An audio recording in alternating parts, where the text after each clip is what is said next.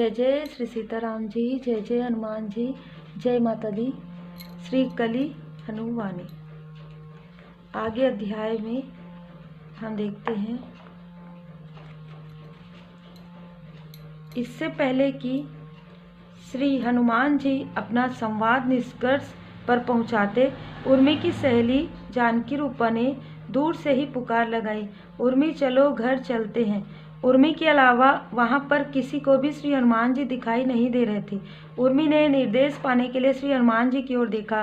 जाओ उर्मी, श्री हनुमान जी बोले, परंतु जैसे ही आपको श्री राम नाम का जाप सुनाई दे तो वही करना जो मैंने आपको सिखाया है।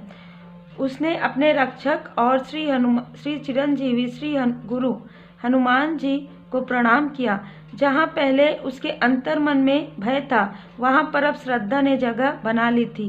जय जय श्री सीताराम जी, जय जय हनुमान जी। मैं यहाँ पर यह जरूर बताना चाहूँगी, अगर आपके मन में अपने इष्ट देव जी गुरुदेव जी के प्रति श्रद्धा है, अपार भाव है, प्रेम है, भरोसा है, तो किसी भी प्रकार की कोई भी नकारात्मक ऊर्जा कुछ नहीं कर सकती है। कोई भी प्रॉब्लम से आप बहुत जल्दी बाहर निकल जाते हैं। श्रद्धा ने जगह बना ली थी। वह धीरे धीरे अपनी सहेलियों की ओर बढ़ी और कदाचित अपनी मृत्यु की ओर भी। श्री हनुमान जी विपरीत दिशा में मुड़कर मृत्यु के देवता की ओर बढ़े। हे यम, आश्चर्य आपका नियम है, तो भी मैं कहूँगा कि आपको मेरे शिष्यों के डेरे के पास देखकर मुझे आश्चर्य हुआ। श्री हनुमान जी ने नश्वर जीवों में सबसे अधिक भय पैदा करने वाले मृत्यु के देवता का अभिवादन करते हुए कहा, श्री हनुमान जी, मेरा कार्य सरल करने के लिए धन्यवाद। अश्विन देव कयास लगा रहे थे कि आप मेरे कार्य में बाधा बनेंगे, परंतु मुझे विश्वास था कि आप उर्मी के भाग्य के सामने दीवार बनकर खड़े नहीं होंगे। यम ने अश्विन देवों की ओर अपनी व्यंग्यता मुस्कान के तीर चलाते हुए कहा। श्री हनुमान जी ने एक बालक की तरह अनभिज्ञता जताते हुए कहा, क्यों, उर्मी के साथ क्या होने वाला है?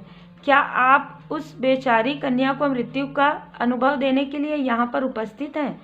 हवा धीरे धीरे अब अंधड़ का रूप लेने लगी थी। आप सब कुछ जानते हैं श्री हनुमान जी, आप यह जताने का प्रयास मत कीजिए कि आप कुछ नहीं जानते। यम ने अपनी अशुभ दृष्टि उर्मी पर गाड़ते हुए कहा, क्या वह मृत्यु को प्राप्त होने वाली है? कैसे? श्री हनुमान जी ने अपनी लीला जारी रखी और यम की दृष्टि का पीछा करते हुए उन्होंने भी उर्मी की ओर देखा। उनका अंतिम शब्द अंधड़ का रूप ले चुकी हवा की गर्जन में गुम हो गया। यम की दृष्टि एक पेड़ पर टिकी हुई थी। ठीक 11 साल पश्चात उर्मी उस पेड़ के नीचे से गुजरने वाली थी। ठीक 11 पल पश्चात उर्मी उस पेड़ के नीचे से गुजरने वाली थी। हवा के झोंके से उस पेड़ की एक बड़ी टहनी टूटकर सीधे उर्मी के सिर पर गिरने वाली थी। भाग्य में उसकी मौत उसी टहनी के द्वारा लिखी हुई थी।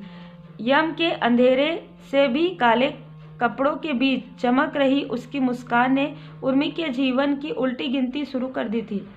श्री हनुमान जी ने अपने डग यम से दूर उर्मी की ओर बढ़ाए और साथ ही अपने प्रभु श्री राम जी के नाम का जाप शुरू कर दिया। सबको केवल अंधड़ की गर्जना सुनाई दे रही थी, जबकि उर्मी के कानों में श्री राम नाम जी का मंत्र पहुंच चुका था। जैसा श्री हनुमान जी ने उसको सिखाया था वैसा ही उसने किया और उसके चारों ओर का संसार श्री राम जी के रंग में रंग गया। उसे केवल श्री राम दिखाई दे रहे थे। कांपते हुए पेड़ों और कंपन की घटना में गरजती हुई हवा और गर्जन की घटना में भयभीत पशु पक्षियों और भय की घटना में उड़ती हुई धूल और उड़ान की घटना में उसकी स्मृति में उपस्थित देवी देवता और दिव्यता की अवधारणा में उसकी अपनी देह में और देह के भारी संसार से अलग होने की अनुभूति में, उसके चलने की घटना में, उसके रुकने की घटना में, हर जगह श्री राम जी ही थे।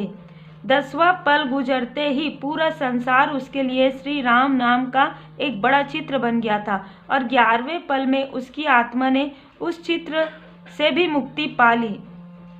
भाग्य को छला जा चुका था। पेड़ की टहनी जो गिरकर उर्मी की मृत्यु का कारण बनने वाली थी, गिरी ही नहीं।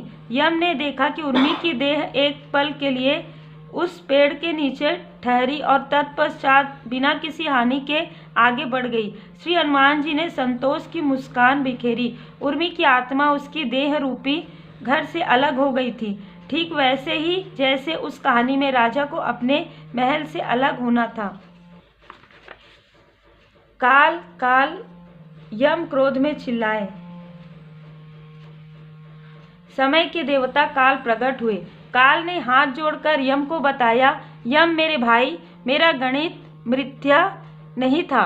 उर्मी की मृत्यु का अनुभव 11वें पर शुरू होने वाला था, परंतु उसकी आत्मा, यम ने काल के कथन को पूरा नहीं होने दिया। उसने बलपूर्वक वायु के देवता पवन देव का नाम पुकारा, जो एक क्षण पश्चात प्रकट हुए।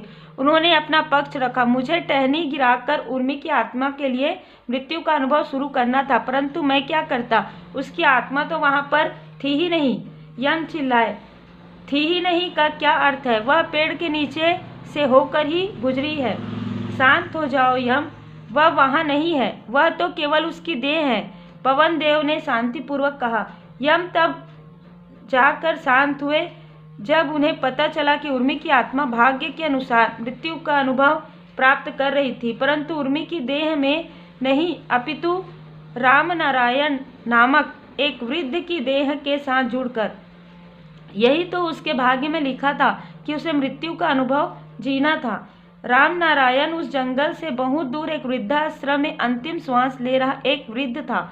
उसकी देह पूरी तरह मृत ही हुई थी, परंतु उसकी आत्मा देह को त्याग कर अपनी वह इच्छा पूरी करने निकल चुकी थी, जो उस देह में रहकर कभी पूरी नहीं हो पाती। उसकी अपूर्ण इच्छा थी परिजनों का प्रेम पाना। उसके परिवार ने उसे वृद्धाश्रम में त्याग दिया था और उसकी यह इच्छा उसके स्वयं के परिवार के साथ पूर्ण होना असंभव थी। श्री हनुमान जी के द्वारा की गई व्यवस्था के अनुसार जैसे ही उर्मी की आत्मा अपनी देह से अलग हुई, उसी समय रामनारायण की आत्मा उर्मी की देह के साथ जुड़ गई। उसकी सहेलियों ने उसकी देह में कोई परिवर्तन नहीं देखा। उसकी सहेली जानकी रूपा तेज हवा के कारण संतुलन खो बैठी और उसके सिर के ऊपर रखा लकड़ी का गट्ठा नीचे गिर गया। उर्मी ने अपनी सहेली को उसका गट्ठा उठाने में सहायता की। ऐसा करते समय उसकी देह ने ऐसी कोई विशेष क्रिया नहीं की जिससे वह पता चलता कि उसमें कोई पराई आत्मा प्रविष्ट कर चुकी थी। एक आत्मा अपनी धारण की हुई पहचान से जानी जाती है, अर्थात उस देह और मन से मानी जाती है जिसके साथ वह जुड़ी होती है। रामनारायण की आत्मा ने उर्मी की पहचान धारण कर ली थी। अब उर्मी के मित्र और परिजन उसके अपने मित्र और परिजन हो गए थे। यदि आत्मा के किसी अन्य देह में प्रविष्ट होने पर देह में कोई असामान्यता आती भी है तो वह केवल किसी आत्मज्ञानी को दिखाई दे सकती है, किसी सामान्य मनुष्य को नहीं। मातंगों में बाबा आत्मज्ञानी थे, इसलिए जैसे ही उर्मी की देह उसके घर पहुंची तो बाबा ने उससे पूछा, आप कौन हो? मैं उर्मी हूँ बाबा। आप क्यों पूछ रहे हैं? उर्मी ने आश्चर्य से प्रश्न किया।